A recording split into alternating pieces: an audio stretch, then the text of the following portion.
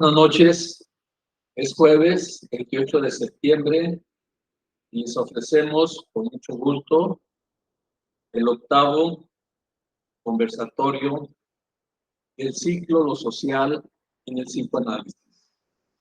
Les damos una cordial, respetuosa bienvenida.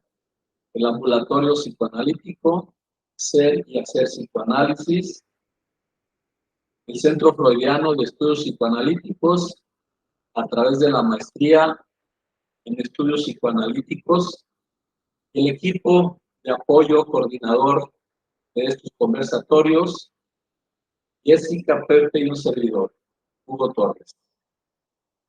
El tema de este conversatorio es muy interesante, es de una discusión muy amplia como exposición, y decíamos que el tiempo es corto para todo lo que se puede decir.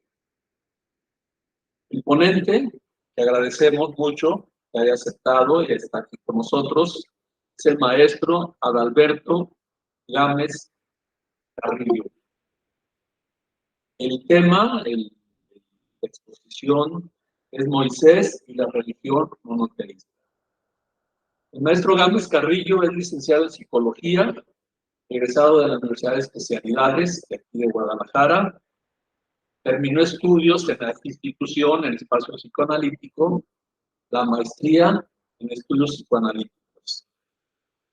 En su promoción académica y profesional tiene varios diplomados: Avatares de la Angustia, Acompañamiento Tutorial para la Educación Media Superior, Orientación Educativa, Habilidades Básicas para la Docencia, y además cuenta con una certificación de competencias docentes para la educación media superior.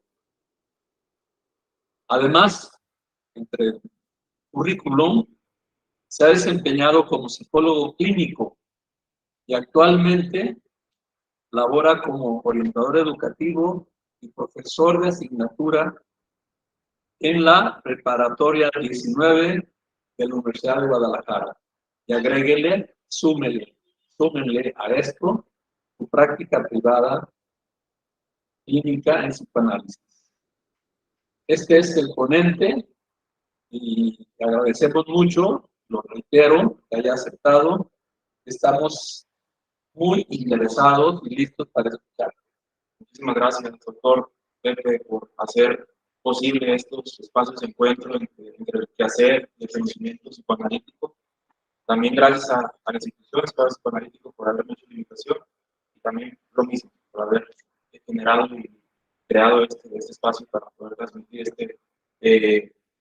este conocimiento, estas comunicaciones sobre el psicoanálisis, sobre la obra freudiana. Bueno, muchas gracias por el recibimiento, gracias por la bienvenida. No sé si me escuche por ahí, ¿se escucha mi voz? ¿Se puede escuchar? ¿O hablo un poquito más fuerte, hablo un poquito más bajo? No sé. Ramiro, ¿tú nos podrías apoyar? ¿Sí se escucha bien? El audio, cuando habla el maestro Adalberto, no se escucha muy bien. Okay. Bueno, gracias, parece que se escucha bien. Entonces, pues bueno, vamos empezando lo que nos compete con esta pequeña conferencia. Ya lo decía el doctor, es una conferencia corta para lo que el texto pretende o para lo que representa ese texto. El texto que vamos a analizar se llama Moisés y la religión monoteísta.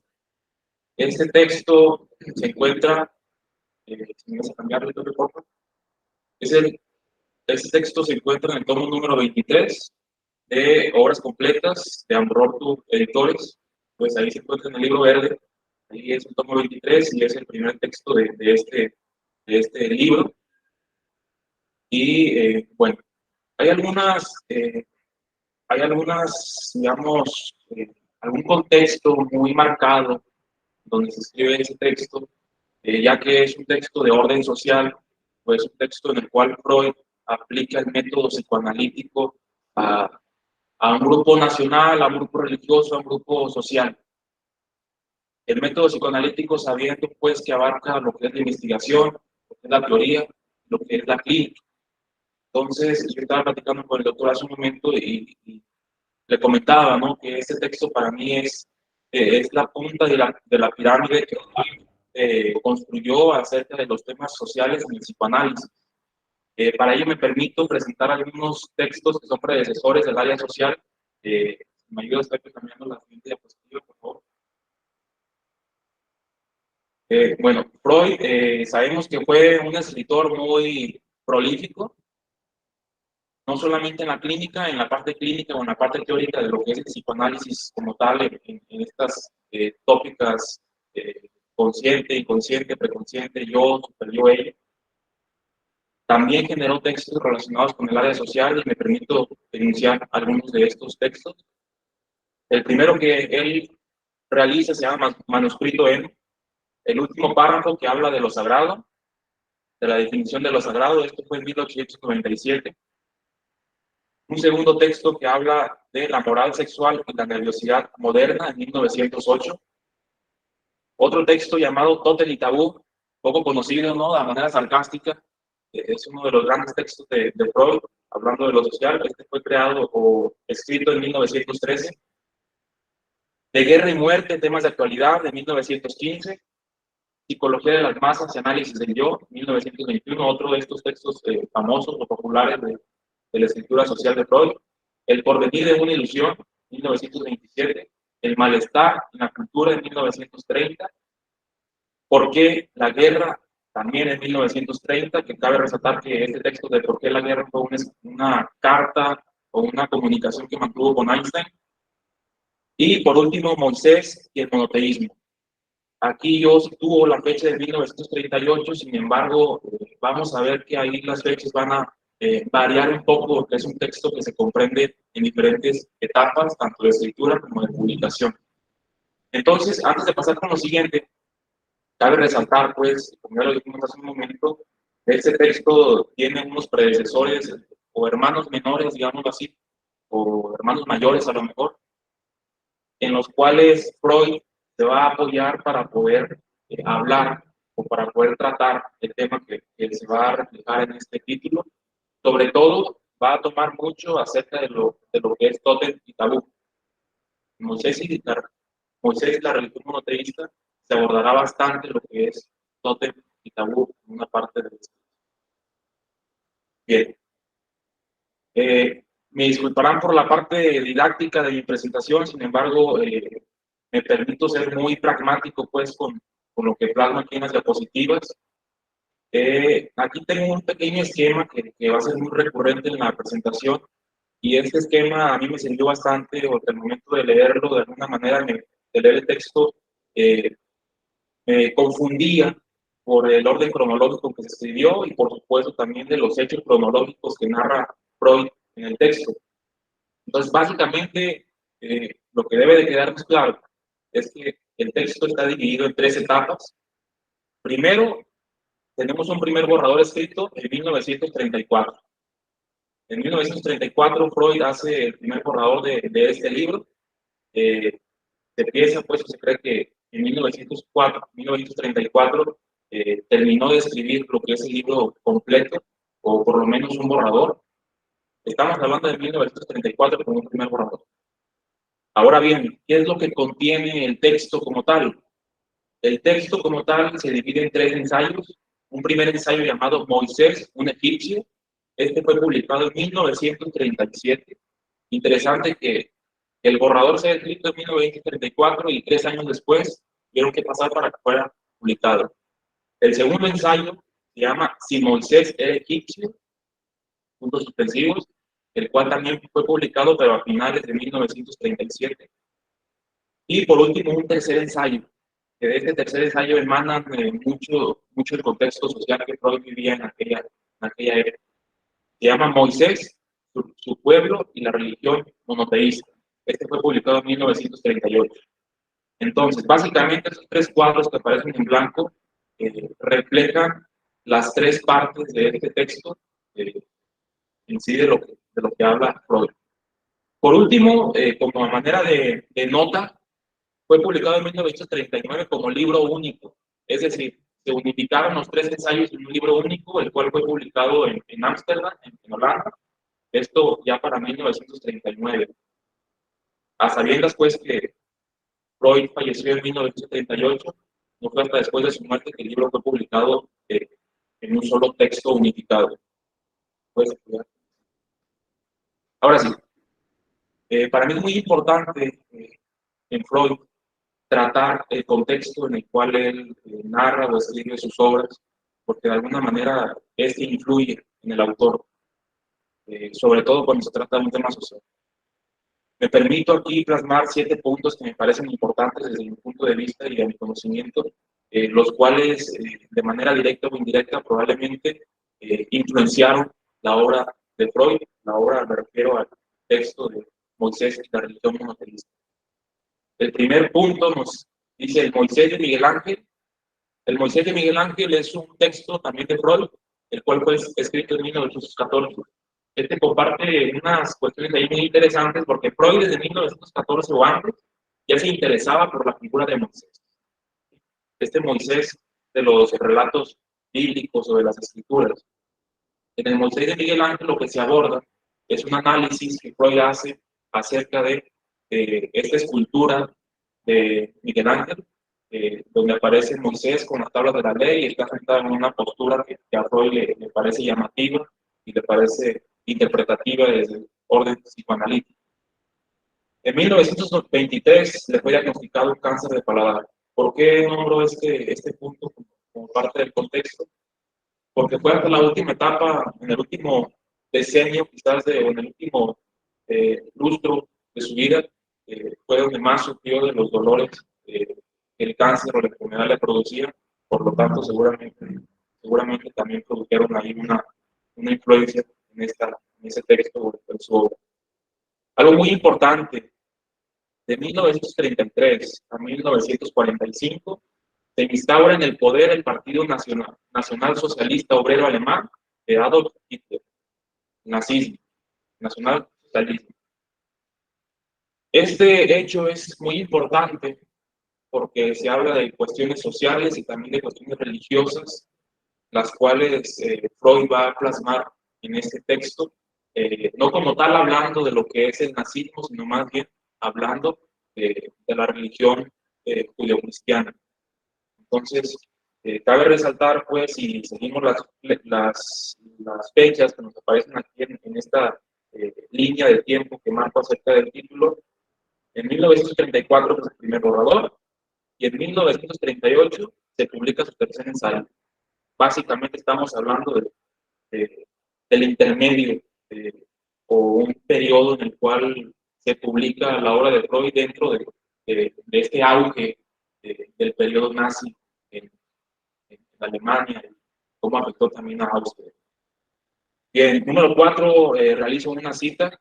Esta cita es de la autobiografía de Freud y está dentro del posfacio. Es decir, Freud, después de haber escrito su autobiografía, en 1935 añade un posfacio en donde señala algunas cuestiones que él considera le faltó agregar a su autobiografía. Esto en 1935. La cita dice lo siguiente: tras el rodeo que a lo largo de mi vida di a través de las ciencias naturales, la medicina y la psicoterapia, mi interés regresó a aquellos problemas culturales que una vez cautivaron al joven apenas nacido a la actividad del pensamiento. Me parece una frase muy potente esta, dicha de él, escrita en 1935, justamente después de haber escrito Moisés, la religión monoteísta, ¿no? Un Freud que se ocupaba por los temas sociales a través de la lente del psicoanálisis. Bien, punto número 5. El 4 de junio de 1938 emprende su viaje de Chile a Londres. En 1938, en junio, Freud se ve forzado a refugiarse en Londres debido a los continuos asedios del nazismo. Se va junto con su hija y una vez que ya está en Londres se decide a publicar su último ensayo sobre este texto, el tercer ensayo. No fue sino hasta después de que miró a Londres cuando escribe este ensayo, cosa cosa que no es menor, pues, para el contexto de este texto. El 1 de septiembre de 1939 inicio de la Segunda Guerra Mundial, y el 23 de septiembre de 1939 fallece Sigmund Freud en Londres, exiliado, ¿sí?, de una manera forzada. ¿Me apoyas con la siguiente diapositiva? Ok, como todo texto de Freud en Amor Orto, se encuentran los comentarios iniciales de Strachey, y me permito aquí citar tres comentarios que hace Strachey sobre este texto, o digamos de alguna manera advertencias que hace en relación al texto.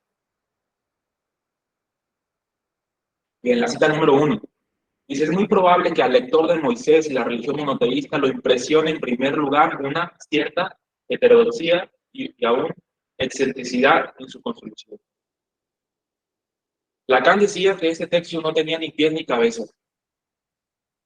Se pudiera interpretar desde un punto de vista en el cual el orden cronológico no corresponde a lo que las escrituras marcan, o no corresponde a lo que la historia o el mito marca. Sin embargo, Freud hará grandes intentos y grandes esfuerzos, y desde mi punto de vista logros, por darle una estructura a este libro. Cuando Lacan hace este comentario, desde mi punto de vista, considero que hace una interpretación en el sentido de que no tiene pies ni cabeza, porque no hay una manera lógica quizás de entenderlo, una manera de lógica secuencial, debido al corte que tiene ese texto. Más adelante lo vamos a ver un poquito más. Número 2, sus fundamentos históricos son, por cierto, materia de debate para los especialistas. Fue criticado por algunos historiadores, sin embargo, Freud retoma ideas y tesis de algunos historiadores súper importantes para la época. Pero el ingenio con que los desarrollos psicológicos se ajustan a las premisas ha de persuadir, sin duda, al lector despreciado.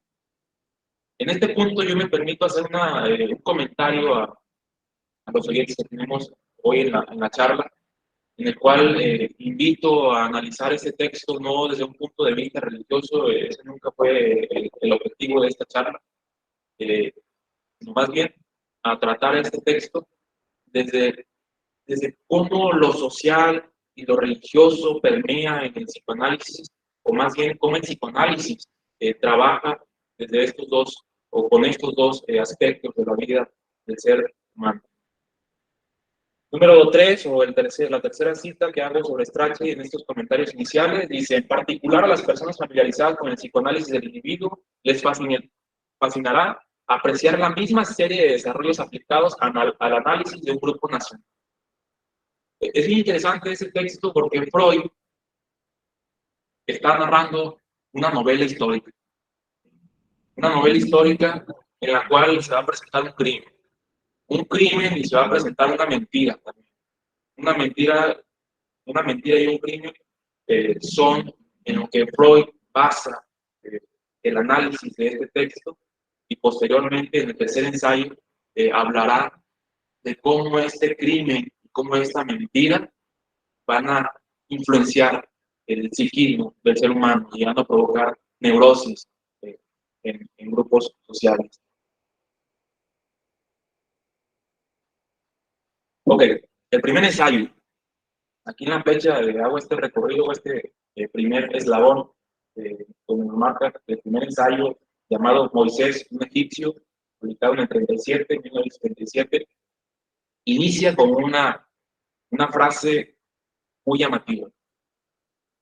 Quitarle a un pueblo el nombre a quien honra como el más grande de sus hijos no es algo que se emprenda con gusto o a la ligera, y menos todavía si uno mismo pertenece a ese pueblo.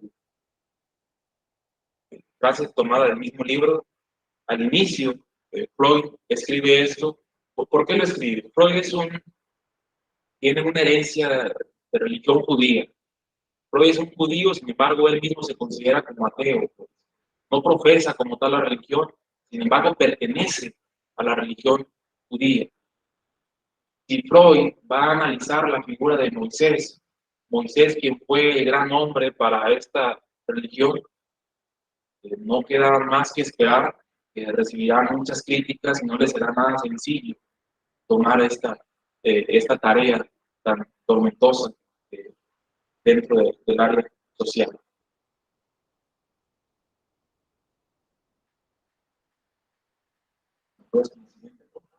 Sí, gracias.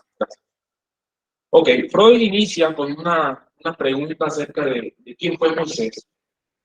Como ya lo dije hace un momento, el texto se basa en dos premisas de Freud. La primera es que dentro del relato bíblico hay una falsedad, o puede haber una falsedad, porque al final de cuentas son tesis o teorías que Freud realiza en ese texto, pero tesis que parecen muy verdaderas.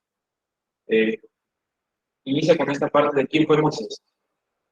Primero que nada, sabemos que Moisés fue un libertador, fue un líder, fue un legislador, fue un gran hombre, fue un cofundador de la religión judía, o hasta el único fundador de la religión judía. Sabemos que también está Abraham dentro de la religión judía, pero Moisés parece tomar un papel predominante dentro de la religión judía. Sabemos que en la escritura nos habla de un Moisés quien fue rescatado de las aguas del Nilo, fue rescatado por una familia noble de Egipto. Posteriormente Moisés libera al pueblo hebreo, al pueblo de Israel, los libera del yugo de Egipto para llevarlos a tierras prometidas con la encomienda de un Dios. Nos dice que es un legislador también por esta cuestión de las tablas de la ley, que más adelante lo vamos a ver. El legislador es el que impone la ley, el que impone los mandatos. Bien, abro cita de Freud, página 7. Una pregunta previa a saber si fue una personalidad histórica o una creación del azar. Eso ya es llamativo. Inicia Freud con todo, pues. No se anda con rodeos, se inicia con algo bastante peculiar, diciendo, a ver, ¿Moisés realmente existió o solamente fue una figura mítica que está basada en otros mitos pasados, porque retoma algunas otras historias? Dice, la carencia de la información da por hecho la creencia en las escrituras. Es decir, el desconocimiento procura creer lo que nos encontramos en los textos. Entonces, eso ya es una desventaja, pues, para el análisis de la figura de Moisés.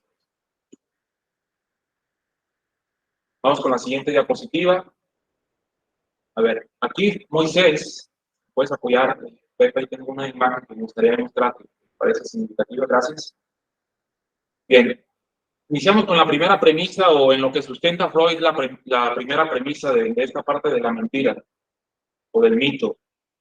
Dice, ¿Moisés era un hebreo o era un egipcio?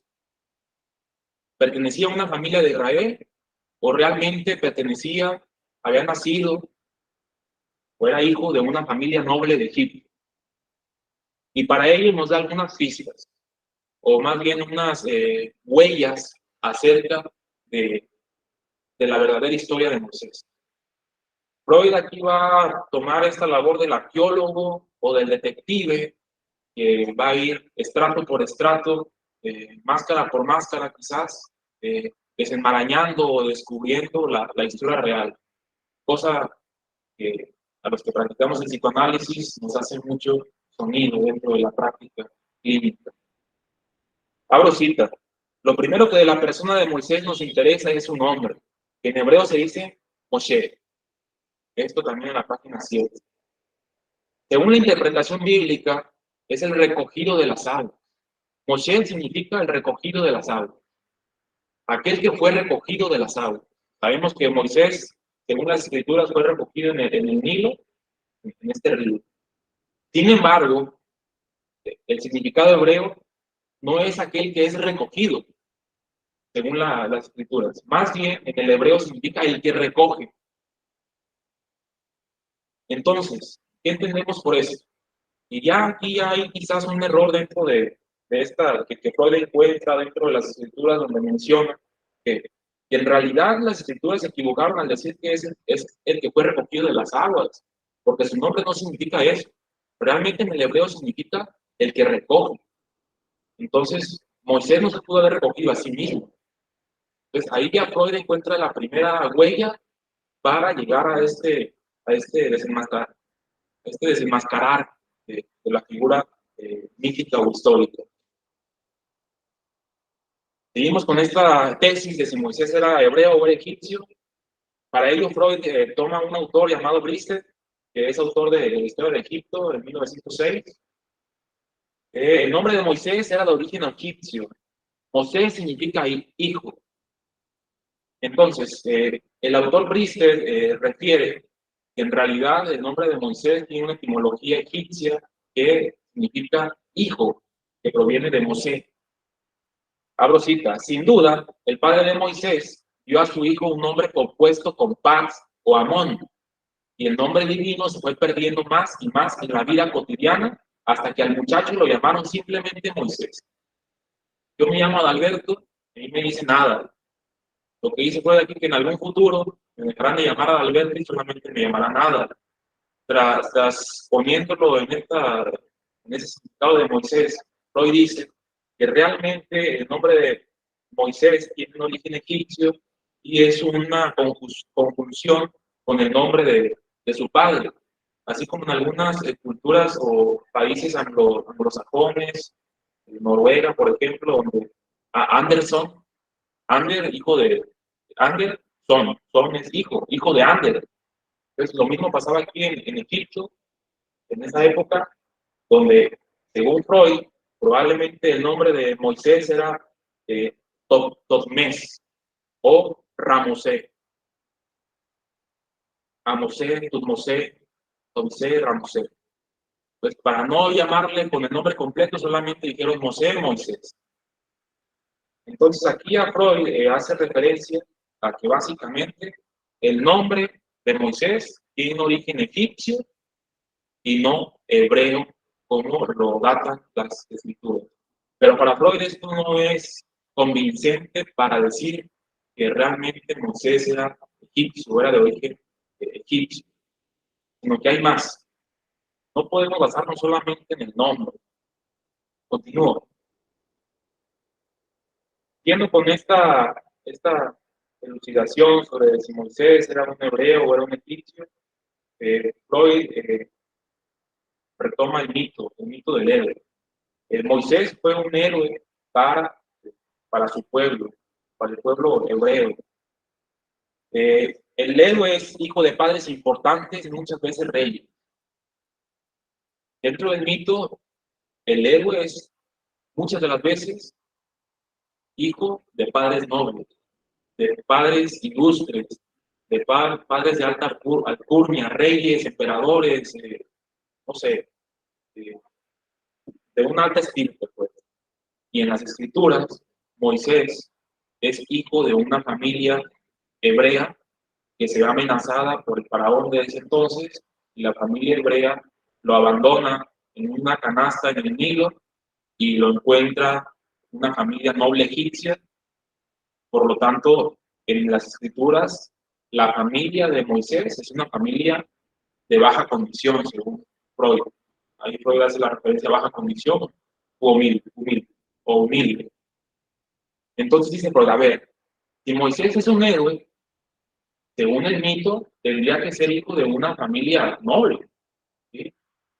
Sin embargo, en la escritura no lo es. El nacimiento ocurre entre dificultades o en el embarazo se presentan predicciones que atentan la mayor de las veces contra el padre.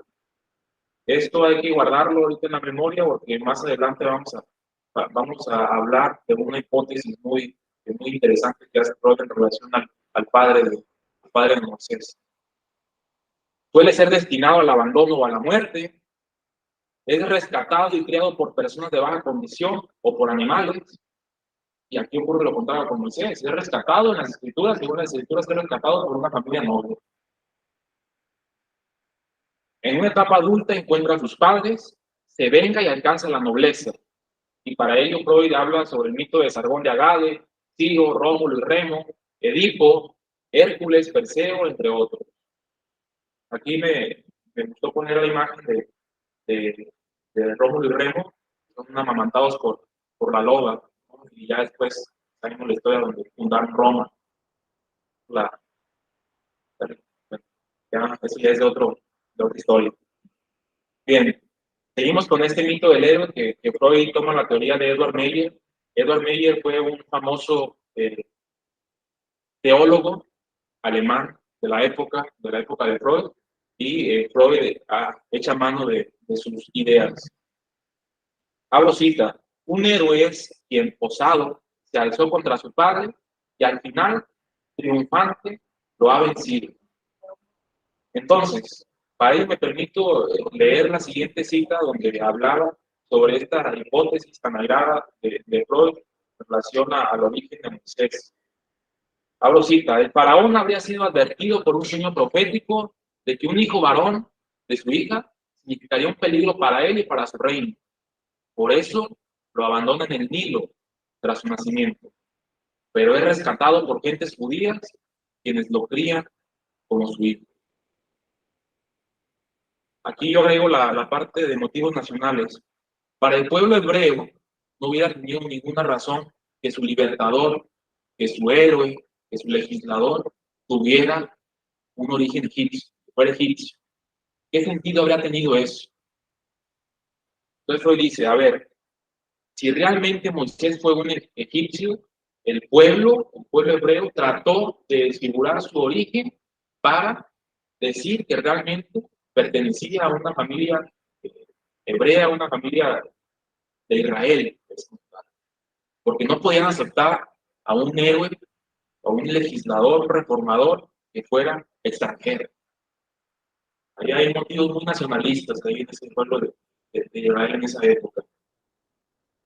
Entonces, otra cosa que se me pasaba, dentro de las hipótesis que Freud hace sobre el nombre de Moisés y esta cuestión de su significado, Freud decía, a ver, Moisés, si las escrituras dicen que Moisés tiene un origen hebreo, ¿por qué la esposa del faraón o aquella mujer noble que rescató a Moisés, ¿por qué le iba a poner un nombre hebreo a Moisés? ¿Por qué le iba a poner un nombre hebreo si iba a criarse dentro de una familia egipcia? Entonces allí está como otra cosa muy clara, pues, desde este punto donde decimos, en realidad, Moisés era un egipcio, y la historia o las escrituras se encargaron de decir que era un hebreo, que era un israelí. Ya vamos ahí encontrando estas huellas del crimen que vamos a hablar más adelante. Nuevamente abro cita. Solo una pequeña pieza de todo el mito guarda su eficacia. Aquí Freud muestra hasta cierto punto una actitud de alguna manera de conveniencia. Pues. Es decir, Freud utiliza algunas partes del mito que para él considera que son verídicas, que pueden ser reales o que pueden tener razón con la historia sobre la creación de la religión monoteísta. Abro cita. Algún inhábil elaborador posterior del material de la saga, de las escrituras, se sintió movido a colocar en su héroe Moisés algo de la saga clásica de abandono privativa de los héroes, pero se equivocó. No tuvo la habilidad para poder enmascarar dentro de la historia de Moisés estos mitos clásicos de historia de abandono. Trató de poner esa persona o ese, no sé, elaborador de la escritura o elaborador de la historia de Moisés, trató de sobreponer un mito que no encajaba pues con la historia de Moisés. Ok, entonces hasta aquí ya hemos dado cuenta de que probablemente Moisés tenía dos familias, una hebrea o una egipcia. Nos dice Freud, el mito tiene varias interpretaciones, un nivel de interpretación analítica que es idéntica, un nivel mítico, más bien la familia tiene dos interpretaciones, que en la interpretación analítica son idénticas. En el nivel mítico, una es noble y la otra es de baja condición. La noble es egipcia y la de baja condición es hebrea. Abro cita. Cuando el mito se anuda a una persona histórica, existe un tercer nivel de la realidad. Y Moisés. Moisés es una figura histórica, por lo tanto se agrega un tercer nivel, que es el de la realidad. Que hay algo de real dentro de ese mito.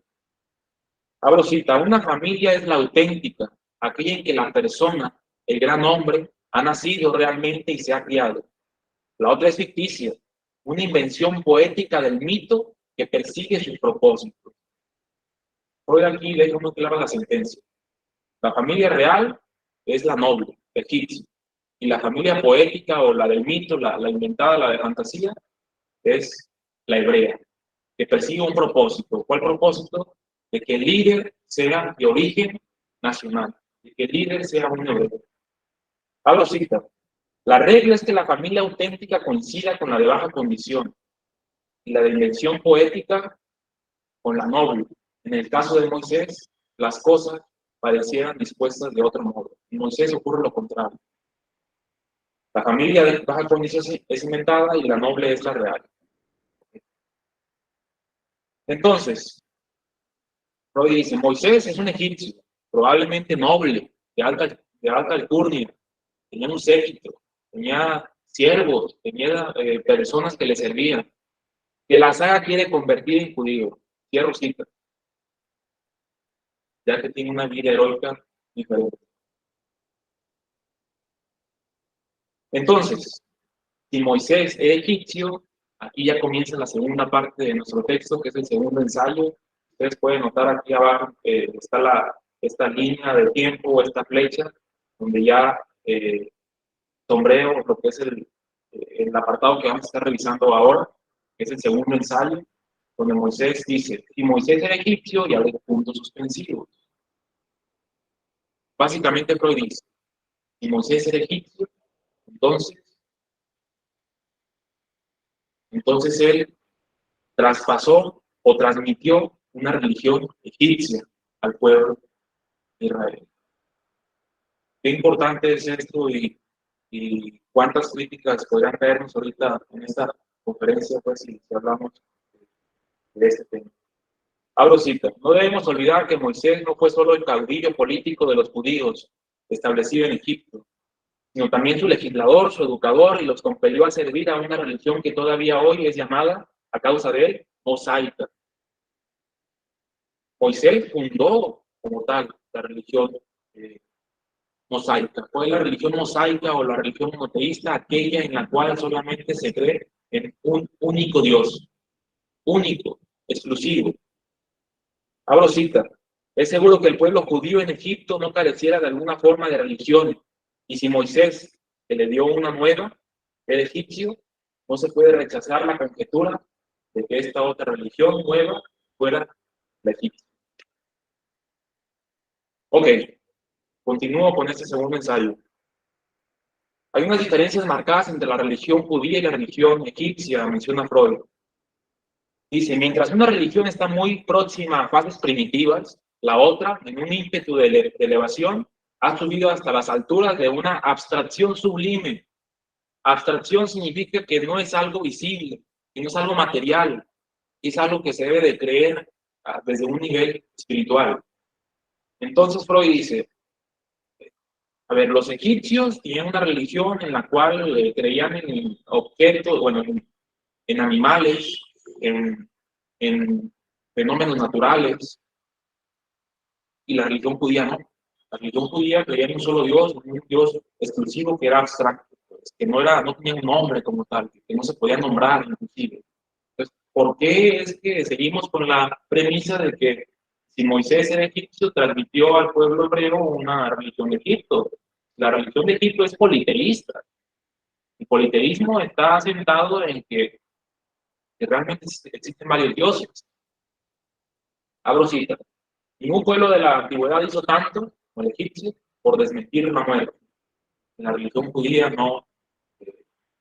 Más bien, el pueblo egipcio creía en algo más allá de la muerte. Pues inclusive tenía el dios Osiris, en el antiguo Egipto, era el dios de la muerte. Y en la religión judía pues, no se desmentía la muerte. La muerte estaba y hasta aquí, pues no había nada más. ¿Me ayudas con la siguiente? Ok, y aquí viene lo interesante, o más interesante todavía. Entonces, si Moisés era egipcio, ya hablamos que transmitió una religión egipcia, pero esta religión egipcia no puede ser la egipcia tradicional, la del politeísmo. No, tiene que ser una religión que sea más atrás, que vaya más atrás en el tiempo. En algún momento de la historia de Egipto existió y Moisés retomó esas ideas y las traspasó al pueblo judío. Ahora, cita, ¿sigue siendo posible que la religión dada por Moisés a su pueblo judío fuera la suya propia, una religión egipcia, aunque no la egipcia? Aquí hago una pequeña línea de tiempo, más bien una línea de hechos, porque aquí el tiempo está muy desfigurado porque no hay muchos datos históricos de los cuales Freud pueda hacer uso. Entonces aquí está una línea de hechos. Dice, aproximadamente en 1370 a.C. llega al trono de Egipto Amenhotep IV. El gobierno de Amenhotep IV duró solamente 17 años. ¿Pero quién fue Amenhotep? Amenhotep, cuando llegó al reinado o al trono de Egipto, estaba enemistado con, con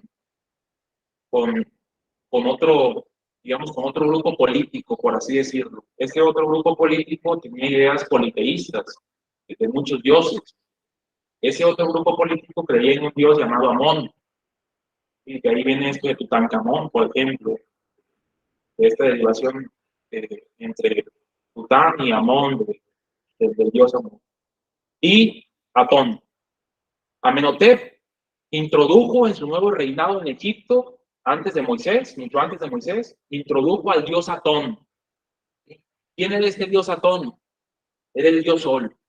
Inclusive fue representado como un disco solar que emanaba unos rayos y que llegaba a las manos de los egipcios. Entonces, aquí es interesante porque si Amenhotep estaba enemistado con ese otro grupo político y ese otro grupo político tenía otra religión, entonces él debía de tener una creencia propia que lo diferenciase de, de aquel otro grupo político. Por lo tanto, él fundó, Amenhotep, un monoteísmo inicial con, con el rendirle culto a un dios sol.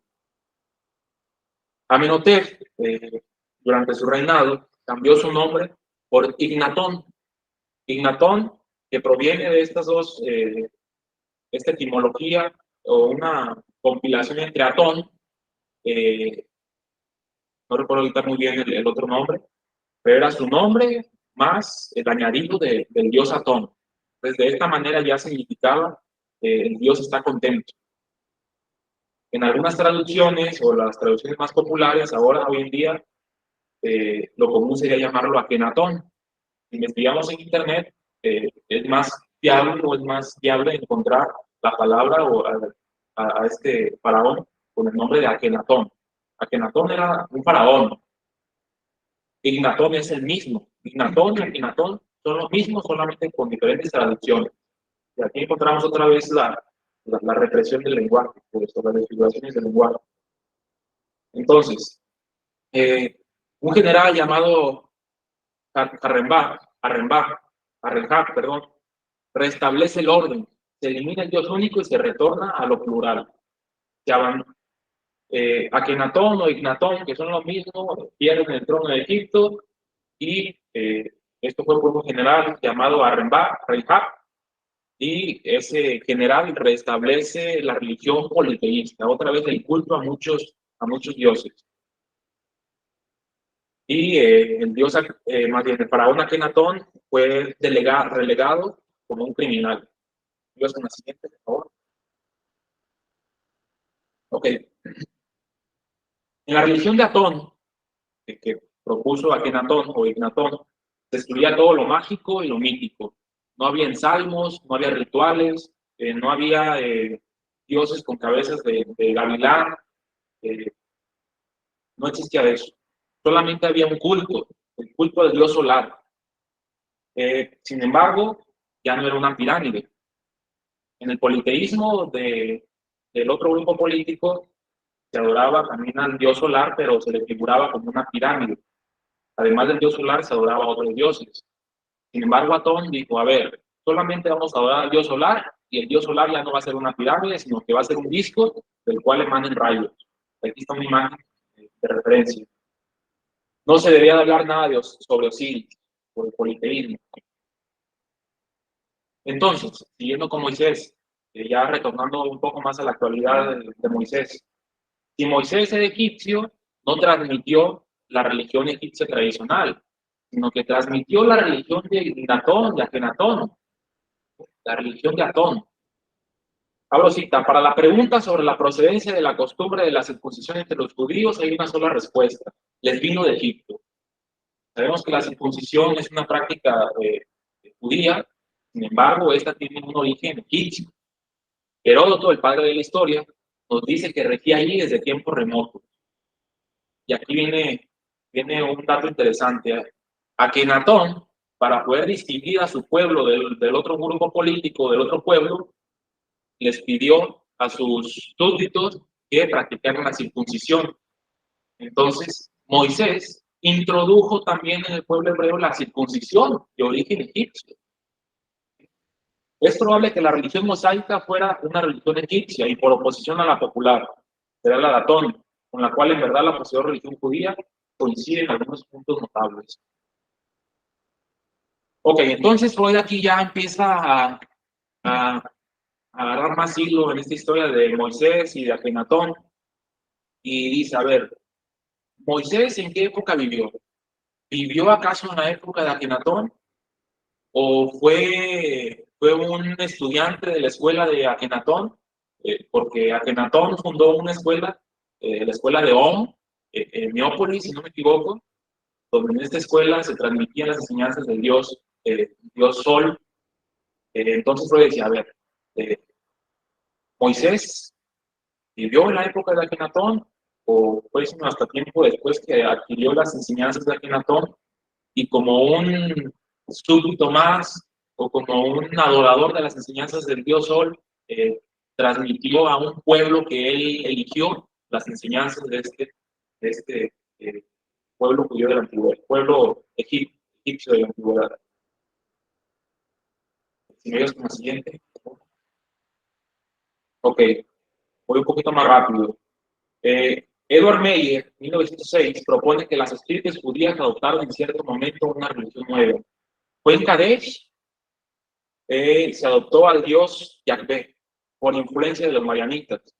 Se habla que había otro Moisés en Madián que mediaba entre el pueblo y Yahvé. Historiadores mencionan a este otro Moisés marianita y se rompe el hilo que apunta a los Moisés. Aquí Freud se topa con una dificultad muy grande en la cual encuentra las escrituras, porque de alguna manera dentro de la saga o dentro del mito o la historia se habla de dos Moisés. Un Moisés que fue primero el liberador de Egipto y después un Moisés que fue un madianita de la tierra de Madián, una vez que el pueblo hebreo sale de Egipto. Entonces las escrituras marcan que Moisés vivió 120 años aproximadamente, pero Freud ahorita vamos a descubrir que según Freud eran dos Moisés distintos. Ok, entonces Freud utiliza otra tesis muy importante dentro de esta obra de Moisés y de la religión monoteísta. La otra tesis la quiere de Ernst Selling, quien fue un historiador alemán muy famoso también de la época, que en el 1922 descubre que Moisés, el fundador de la religión, halló violento fin en una revuelta de su pueblo, díscolo y contumaz, que al mismo tiempo repudió la religión por él fundada. En una escritura de Moisés murió a los 120 años y no pudo entrar a la tierra prometida. Según Ernst Selling, en una tesis que adopta Freud, es que Moisés en realidad fue asesinado. Ya hemos entrado al crimen. Moisés fue asesinado. ¿Y por qué fue asesinado? Porque el pueblo de Israel no fue capaz de soportar la idea de esta nueva religión o la abstracción de esta nueva religión. Inclusive Freud piensa que Moisés tuvo muchos altercados con su pueblo dentro de este recorrido que hizo a la tierra prometida, y en uno de esos altercados fue asesinado en una revuelta que sus propios seguidores hicieron contra él. Y de hecho mencionas que cuando Moisés baja, creo que es el monte Sinaí, si no me equivoco, se encuentra con una fiesta en la cual encuentra todo lo que no es la religión que él estaba tratando de enseñar a sus seguidores. Se encuentra una fiesta donde había un becerro de oro. Y él dijo, a ver, Dios no puede ser representado por ninguna imagen, ninguna figura, ningún animal. Y el pueblo estaba adorando a un becerro de oro en esa fiesta. Y era una fiesta muy alocada, por así decirlo. Entonces, cuando Moisés se enoja con su pueblo, el pueblo decide asesinarlo en ese momento. Es lo que Freud propone. Esa pudo haber sido una revuelta de gran importancia, pues, en la cual probablemente Moisés fue asesinado.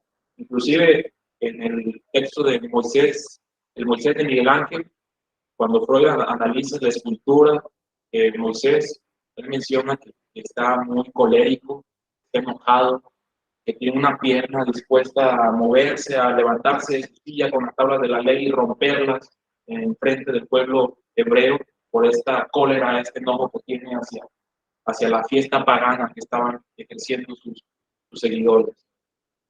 Ok, entonces, en algún tiempo se unificaron los pueblos de Israel y Judea.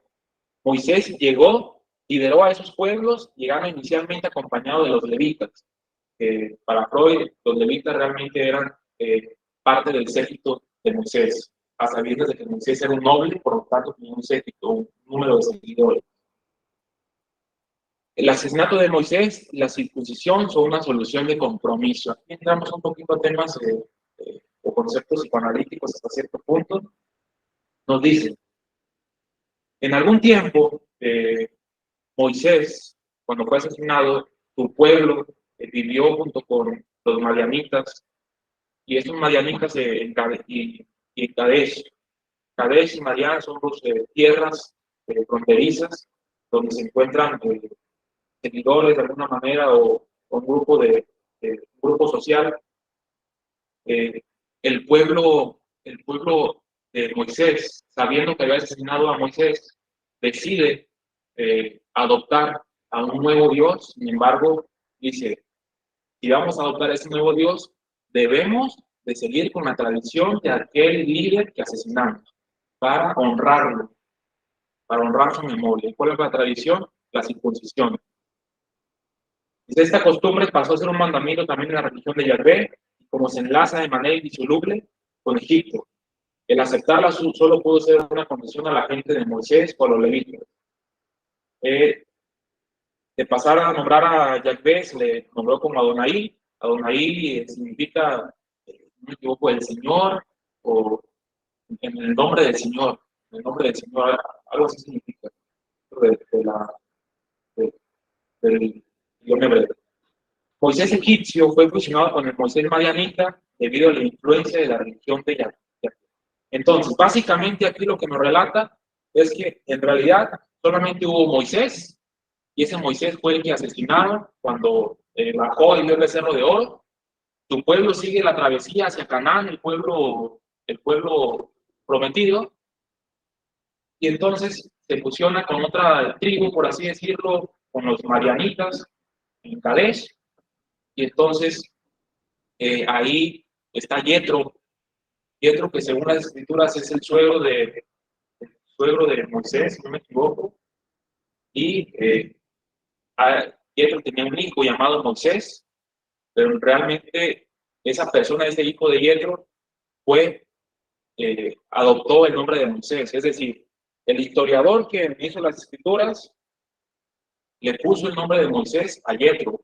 ¿Para qué cree? Para tapar el crimen. Para tapar el crimen de que Moisés en realidad ya había sido asesinado.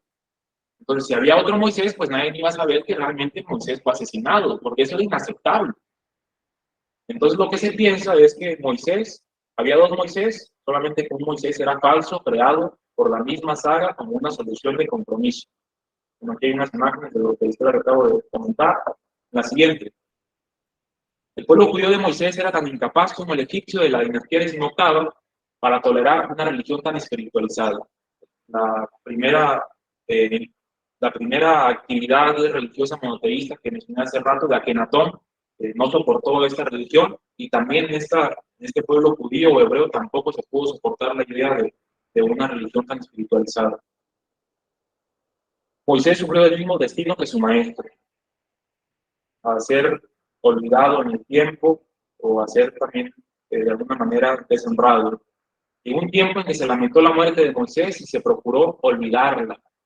El Moisés madianita fue el reemplazo del Moisés asesinado. Ok, entonces, durante un tiempo se extinguieron las enseñanzas de Moisés, se veneraba solamente un Dios, el Dios Yahvé. Este Dios no era monoteísta, era enoteísta. El enoteísmo acepta que hay un Dios dentro de un pueblo, pero no niega la existencia de otros dioses vecinos. El enoteísmo dice, nuestro pueblo tiene un Dios y es el Dios más poderoso. Sí hay otros dioses, pero esos dioses son menos poderosos que nuestro Dios. Entonces ahí ya se ha perdido el monoteísmo que Moisés trató de introducir en su pueblo.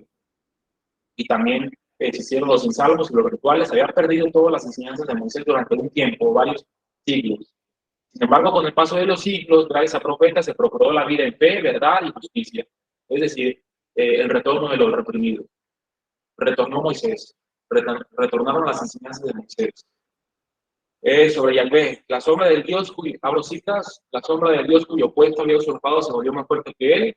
Al final del desarrollo salió la luz, tras su naturaleza, la naturaleza del olvidado Dios más alto.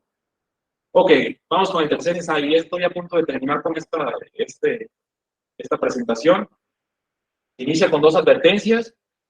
Una es en Viena, antes de marzo de 1938, siguiendo el contexto que planteamos al principio, estaba muy a tope o estaba comenzando este antisemitismo, estaba el nazismo procurándose en la vida de nuestro autor. Y en esa advertencia preliminar, Freud menciona que la pulsión del conocimiento lo lleva a crear el tercer ensayo, a escribir su tercer ensayo. Sin embargo, aún no tiene, digamos, la decisión de publicar ese tercer ensayo. Aún no lo publica.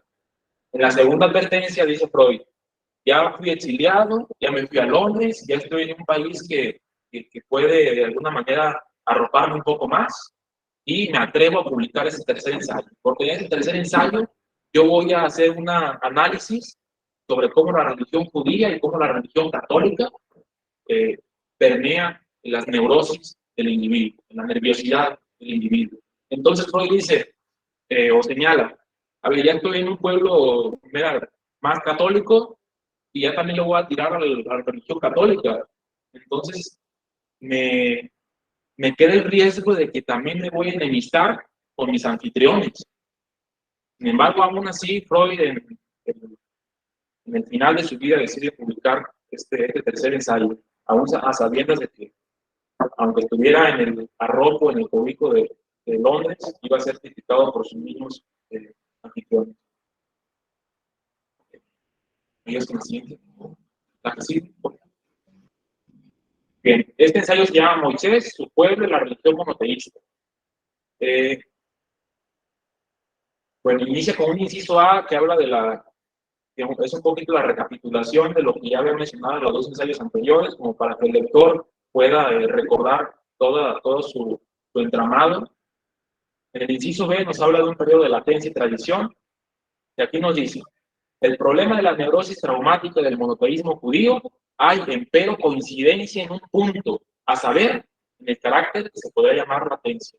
Sabemos que el periodo de latencia es un periodo de incubación, un periodo en el cual se está germinando o terminando de crecer lo que es la neurosis. Entonces, Freud nos dice, en el monoteísmo existió un periodo de latencia en el cual no se transmitieron las enseñanzas de Moisés, en el cual se tapó o se encubrió el crimen, pero a cierto tiempo volvió a salir a modo de síntoma, a modo de una religión, pues como tal. No se aceptaba, no se acepta aún el asesinato, pero sí se acepta la religión que está en base a un padre que fue asesinado. Entonces nos dice que la neurosis pasa lo mismo. Para ello habla de un texto en el cual una persona un caso en el cual una persona sufre un accidente ferroviario y tiempo después sufre de síntomas a raíz de ese accidente ferroviario. Abro cita, la religión de Moisés no se había sepultado sin dejar rastro, se había conservado una suerte de recuerdo de ella, una tradición acaso oscurecida y desfigurada, figurada por el lenguaje, sobre todo por la represión. Abro cita, que una tradición ignorada ejerce un efecto tan poderoso sobre la vida anímica de un pueblo, he allí una representación en modo alguno que nos resulta familiar. El análisis del pueblo aplicado a la clínica. Qué maravilla esto. El método psicoanalítico, en todo su esplendor, aún ha sido utilizando como base un grupo social o un tema social. En el apartado C nos dice la analogía. Llamamos traumas a esas impresiones de temprana vivencia, olvidadas luego, a las cuales atribuimos tan grande significatividad para la etiología de las neurosis. Aquí ya nos habla del trauma en relación también con la religión, con el acontecimiento o fundación de la religión. Punto número 1, los traumas ocurren en la infancia. Punto número 2, los traumas caen en el olvido por el esfuerzo de la reflexión. Los traumas generan síntomas. Los síntomas tienen un efecto positivo. Ojo, cuando me refiero a positivo, no me refiero a un significado de bienestar. Me refiero a un significado de existencia, de que existe.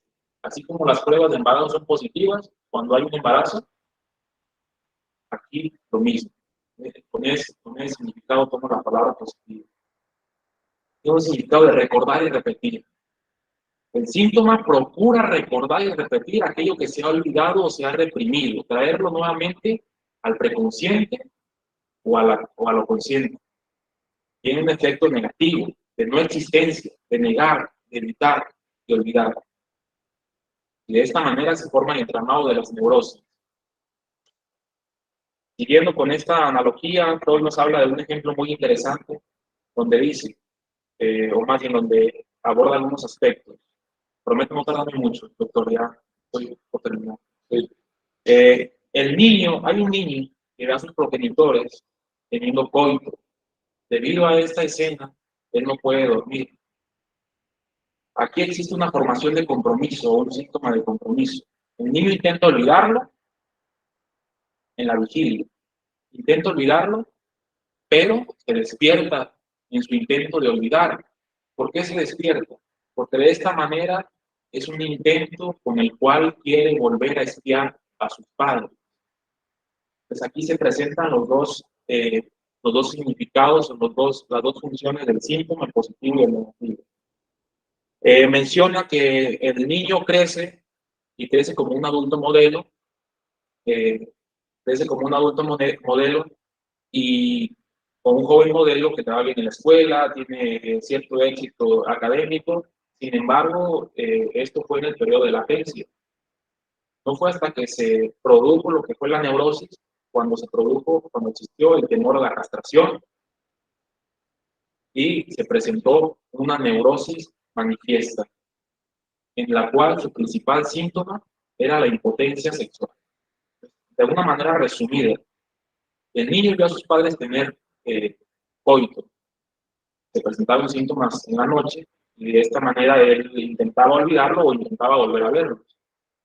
Después de haberlos visto tener coito, el niño trataba de tener ciertas agresiones sexuales hacia su madre, quería poseer a la madre.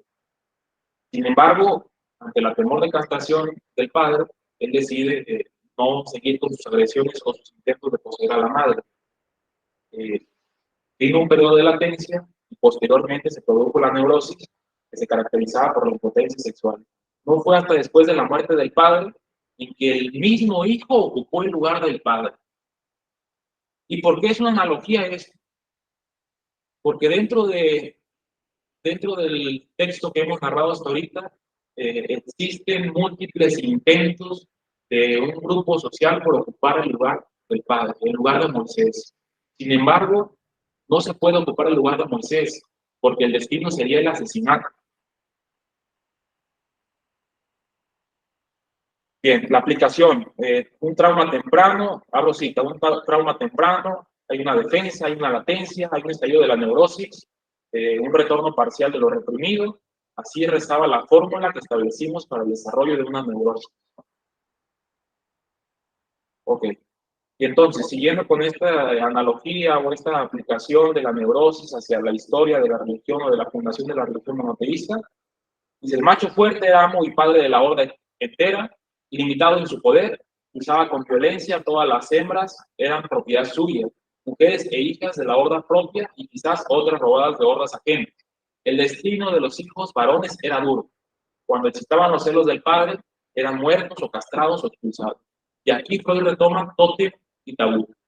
A partir de aquí, Freud va a hacer muchas ideaciones de pensamiento asociadas al texto que más o menos 15, 18 años atrás elaboró, llamado tótem y tabú. Vale decir que no solo odiaban y temían al padre, sino que lo veneraban como arquetipo y en realidad cada uno de ellos quería ocupar su lugar. Abro cita, cabe suponer que el parricidio, el asesinato del padre, siguiera una larga época en que los hermanos varones lucharon entre sí por la herencia paterna, que cada uno quería ganar para sí solo, ocupar el lugar del padre. Abro cita, cada quien renunciaba al ideal de conquistar para sí la posición del padre, madres y hermanas. Así se estableció el tabú del incesto y el mantenimiento del exogamo. El padre, al padre se le temía, al padre se le respetaba. El padre era un protector ante los asedios de la naturaleza. Pero al padre, cuando se le asesinó, un día al año se le devoraba. Un día al año se le permitía al hijo ocupar su lugar o identificarse con su padre mediante el devorarlo. Esto tomado de tótem y tabú. Entonces no fue hasta que ocurrió esto que se produjo la etapa civilizatoria, el llamado banquete totémico, ¿no? De una vez al año. Ok, si me ayudas, por favor, Roberto, voy a brincarme esta diapositiva. Esta me llama la atención, porque aquí ya viene lo que le toca a la religión católica. Abro cita. Un hijo de Dios se había hecho matar siendo inocente y así tomaba sobre sí la culpa de todos. Jesucristo. Las escrituras narran que Jesucristo fue asesinado. Fue asesinado ¿por qué? Por el mismo pueblo del cual él representaba a su rey, pueblo judío. Entonces, si el pueblo judío ya había matado a su padre, ahora para subsanar la culpa, tenía que matar a un hijo. Ahora sí, el judaísmo había sido una religión del padre, el cristianismo devino una religión del hijo, de Jesucristo, el hijo de Dios. El viejo Dios Padre se oscureció detrás de Cristo, y Cristo, el hijo, vino a su lugar, ocupó el lugar del padre. En un todo, como lo había ansiado cada hijo varón en aquel tiempo primordial. Pablo de Tarso, vemos que Pablo de Tarso fue uno de los más allegados discípulos de Jesucristo y que relató sus historias.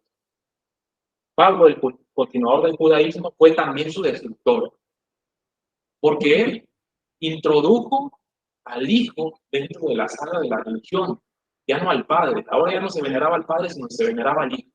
Por lo tanto, el judaísmo quedaba excluido y ahora se tomaba el cristianismo. Por ello, el triunfo del cristianismo en los territorios. Ok, pero aquí hay un detalle. Jesucristo sí resucitó, Moisés no. El Hijo sí lo hizo, el Padre no. Abro cita, el Padre primordial retornado de la orden primitiva, glorificado y situado como Hijo en el lugar del Padre. Bien, siguiente. Ok. Bueno. Ya ahora sí para terminar y no extenderme más, voy a hacer un breve. Ahí terminamos. ¿Me apoyas, Roberto? Bueno, para hacer un breve resumen acerca de lo que acontece posteriormente en el ensayo, Freud retrata de cómo es posible que la religión monoteísta, la creencia en un solo Dios, siga prevaleciendo o haya prevalecido durante tanto tiempo. Si bien se habla de este periodo de latencia, pero no sabe el cómo se produce. Y él menciona el lenguaje o la tradición oral, la tradición verbal. Los sacerdotes continuaron un legado. Los abuelos de los hijos también, los padres de los hijos también hablaban de estas escrituras o de esta religión. Pero Freud no queda satisfecho con esta explicación de que el lenguaje sea lo único que explica la transmisión de la religión.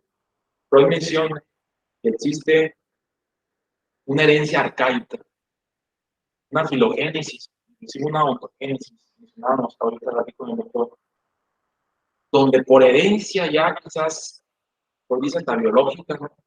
Él no perdía el tiempo en meterse ahí en retos importantes dentro de su teoría, quizás hasta biológica, donde el individuo ya trae consigo mismo una culpa primordial, una culpa por el parricidio, por el asesinato del padre.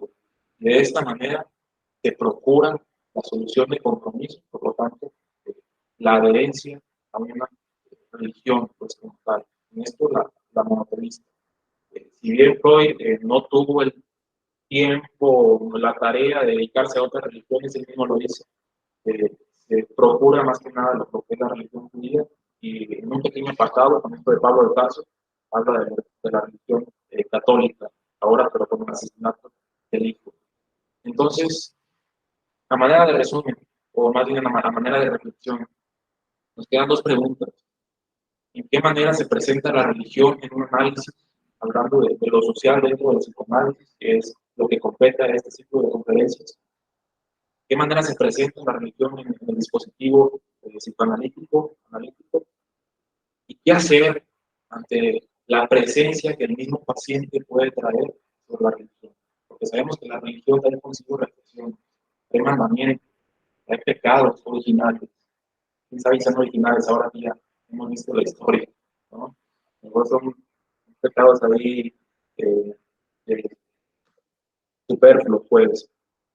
Entonces, cuando el paciente trae consigo, dentro de su religión, se prohíbe tal y tal cosa, y él está en desacuerdo con eso, hay una prohibición del deseo, el principio de placer sucumbe ante el principio de realidad muy suprimido por el superior.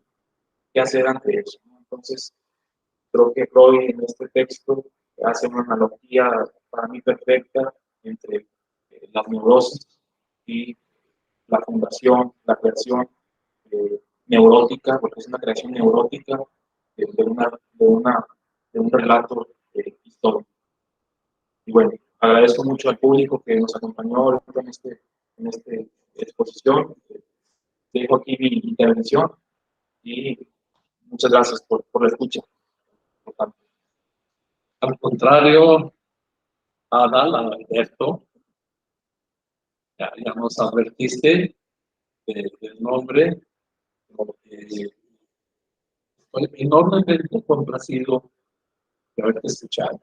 Gracias, doctor. Fue una exposición brillante, manejada didácticamente muy bien, que refleja tus competencias docentes, ya te certificaron, pero los que te van a certificar son tus estudiantes y nosotros. Me da mucho gusto porque recientemente terminaste la maestría aquí en estudios psicoanalíticos y creo que debe estar orgulloso de espacio por la formación que les ha dado a los estudiantes y tú eres una muestra de ello. Gracias. Yo solamente quiero expresar esto, pero quisiera escuchar al público, a la audiencia, sus preguntas, sus comentarios, haciendo uso del chat. Pepe nos ayuda a través de esto, del chat, o levantando la mano para darles voz y escucharlos. Alberto está dispuesto a contestar todo lo que sí, por supuesto. Ramiro, adelante. Me siento muy complacido. Me siento muy complacido con la conferencia que nos brindó el maestro Alberto Gámez Carrillo. Estuvo muy interesante Y felicidades por por su buen aporte a nosotros como oyentes. Muchas gracias y buenas noches. Muchas gracias. Muchas gracias por la escucha, por la agradecimiento.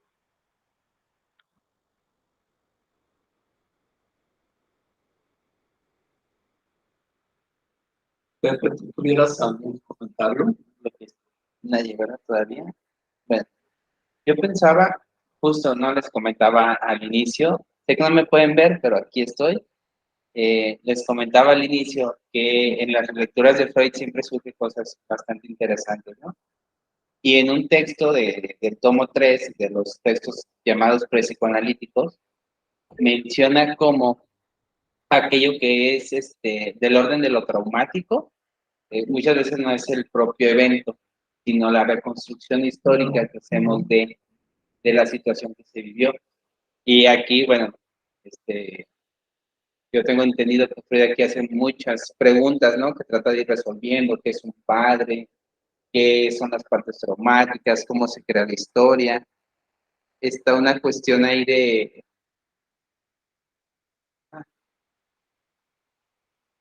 No, se me olvidó esa parte. Pero sí, ahorita estaba pensando sobre todo en eso, ¿no? Cómo esa parte de lo traumático se elabora también con la parte histórica, con la parte de la parte religiosa. También pensaba esto que decías, ¿no, Alberto? De cómo se vive la religión dentro de un análisis. Y bueno, Freud tiene ahí un texto que se llama ay, creo que es Neurosis y Religiones Privadas, algo así. Pero que habla mucho de cómo se crean, pues, ciertas conductas o ritualizamos, teniendo nuestra propia religión como más privada dentro de las neurosis obsesivas. Más o menos eso. Creo que uno que lo mencionas, Roberto, porque me hizo recordar como otro texto que ahorita lo voy a mencionar, pero no quiero olvidar lo que dijiste al principio. No te vemos en la cámara, pero sí estás. Y eso mismo ocurre con teísmo, de creer en un Dios abstracto, ¿no? Un Dios que no está representado por una figura, pero de manera espiritual debemos de creer o se debe de creer en que existe. Entonces, creemos que existe, Roberto, y aquí estás, porque nosotros te vemos, estamos fieles de tu existencia, de tu realidad. Sí, lo que mencionas me hizo recordar el texto de El porvenir de una ilusión, que justamente me tocó escucharlo, hace ahí un pequeño periodo de tiempo.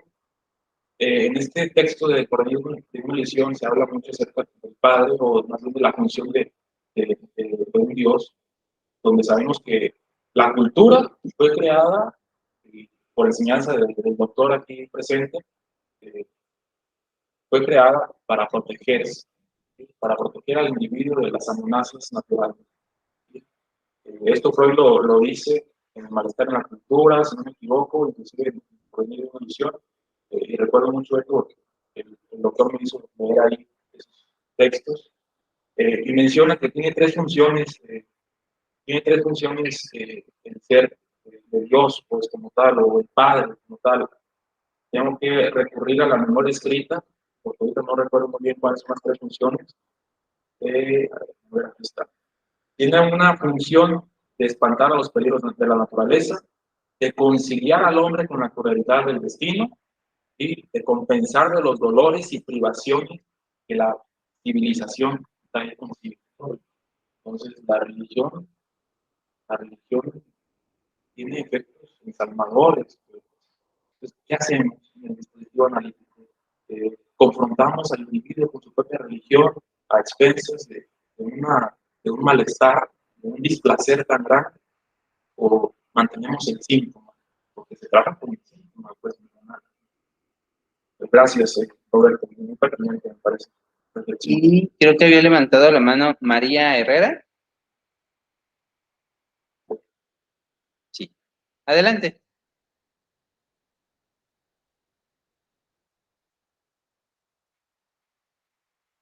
Tienes el micrófono apagado, María.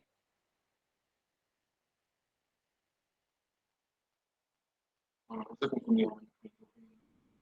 O si gustas escribirnos en el chat y ya, porque tienes el micrófono apagado, no sé si hay algún problema con tu audio. Si gustas escribir la pregunta en el chat, ahorita yo la comento. Ah, ya. Adelante. ¿Ya se escucha? Ya. Sí, sí, muy bien. Sí, nada más para decirles que muchas gracias, estuvo muy interesante la plática. Me gustó muchísimo, es primera vez que la escucho y esperemos que se repita. Gracias. Y Gracias. gracias. Pues esperamos, porque todos los jueves últimos del mes tenemos este tipo de posiciones. Entonces, María, los que queremos ver aquí, Gracias, esperemos. Ahí estaremos. hay mucho, yo insisto, estoy muy emocionado porque me generan preguntas, dudas, comentarios. Esta es una muestra de lo que Freud hace con el método psicoanalítico. Lo saca de la clínica y lo lleva a la cultura. Esto es psicoanálisis cultural. Se conoce más entre nosotros como psicoanálisis aplicado. Yo lo denomino psicoanálisis cultural. Y Freud lo dice, fundamentalmente el psicoanálisis es una psicología social. Entonces, el ocuparse de problemas culturales está bordeando con la historia, con la antropología, con la sociología, con el derecho, con la religión. Y este es un ejemplo con esta novela de Moisés. Por otro lado, casi en todas las religiones, perdón, casi en todos los pueblos, las religiones originarias son monoteístas. Casi todos los pueblos. Pero transitan por diferentes movimientos históricos sociales y se convierten en politeístas.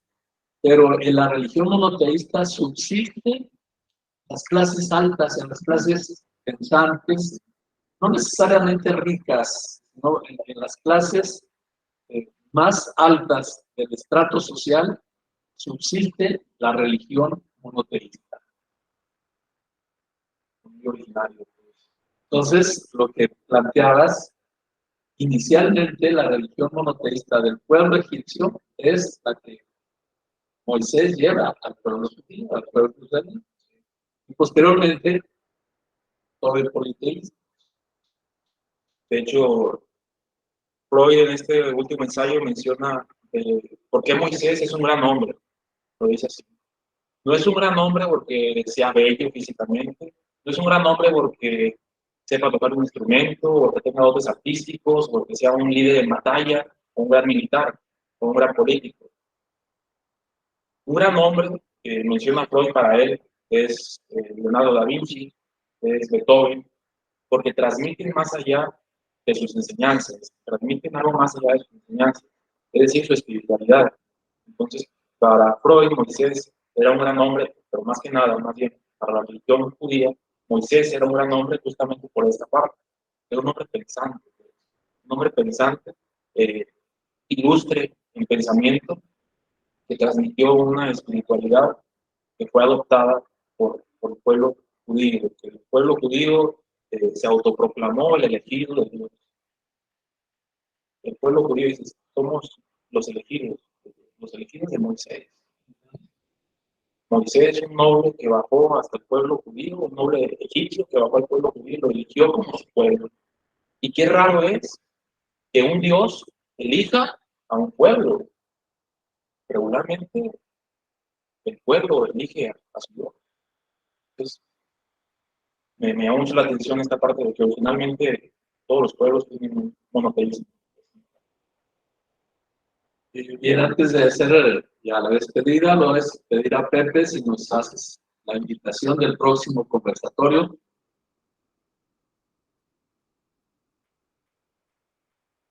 Nada más permítanme un minuto porque algo ocurrió que no.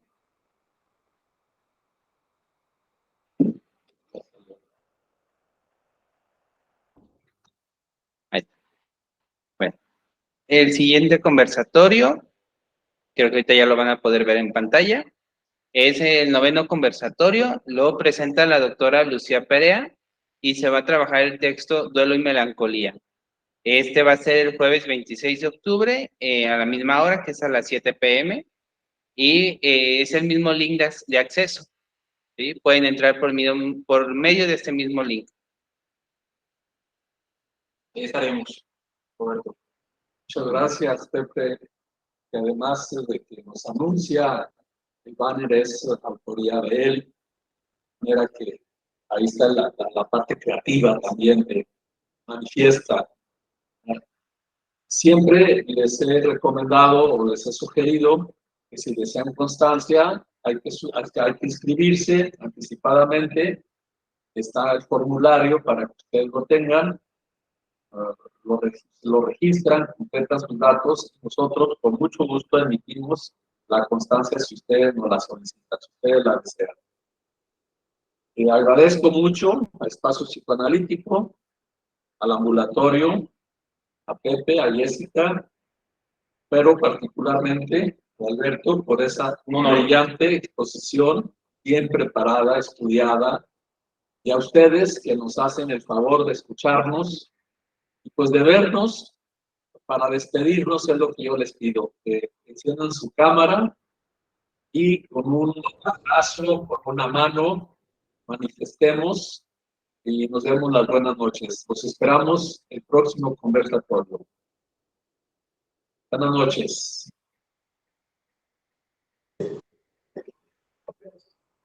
Hasta pronto, buenas noches. Gracias y buenas noches. Nos estaremos viendo próximamente. Muchas gracias por todo. Muy buenas noches. Buenas noches.